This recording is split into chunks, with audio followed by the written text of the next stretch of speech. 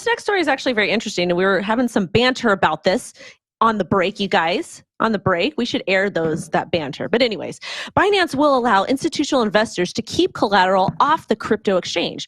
As far as I know, Binance has always been a centralized exchange. And generally, when you want to use a DEX, you would have to go to an actual decentralized exchange to do something like this. But let's go ahead and talk this out. So apparently, the exchange will enable investors to post collateral with Binance Custody, which will hold the assets off the internet in cold storage wallets. Binance said in a statement on Monday, once trades are settled, the assets would then become accessible to the user again. I'm a little bit confused on how this would work because it sounds like something you do with the DEX. Maybe they're using smart contracts, maybe ZK. I actually want to give this over to Will because his hand was up first, and I think the rest of us are,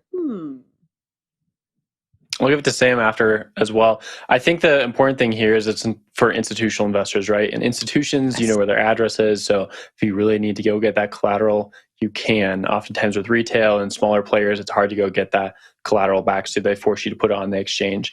And the nice innovation here is in the wake of FTX and a lot of other exchanges going insolvent, this means any counterparty to FTX or to Binance, can keep their collateral off the exchange, right? They can hold it themselves or at least have it with Binance has a key and then you have a key, and then you need at least 2 of 3 to move the collateral over. So it's an important innovation here. And this is something we see in traditional finance, right? Where you're making trades, you're making loans, and oftentimes you can hold on to your collateral or use a third-party service in order to use that collateral when you're executing a margin trade of some sort. The question here, of course, which we were debating during the break is, how is this configured on the back end? It's Binance Mirror, so Binance is a cold wallet solution. It's important it's not a hot wallet because a hot wallet can be touched by the internet and maybe someone can then go in there and like steal your funds. But a cold wallet, on the other hand, is going to be more safe offline. The question, however, is how does Binance get their hands on the collateral when it's liquidated, or how does the counterparty keep their collateral if it's not supposed to be liquidated? So I'll throw that one over to Sam, get your thoughts on it.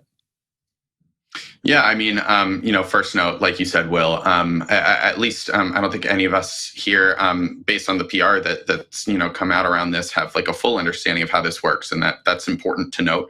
But with that in mind, I think we do know enough to say that this is, deeply intertwined with their big PR push that they've had to execute over the past so many weeks since the collapse of FTX, they being Binance, since the collapse of FTX brought question to all centralized exchange platforms like Binance, since Binance released an audit that was widely seen by, industry onlookers as shoddy, and actually was basically revoked by the auditor, or was kind of disavowed, and there was distance placed between them and Binance and crypto auditing in general, that being the auditor themselves. But anyway, this is all to say, this is part of their PR push, and it should be viewed that way.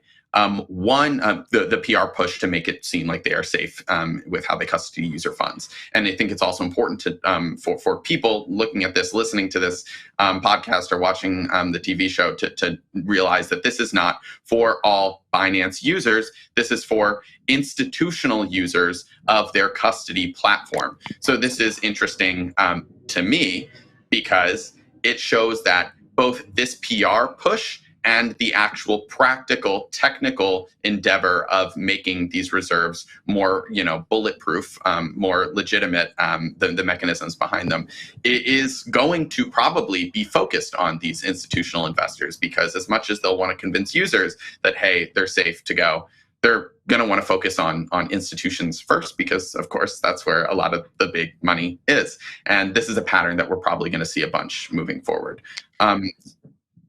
Zach, maybe moving on to you. Sorry, Wendy, I also saw your hand is up.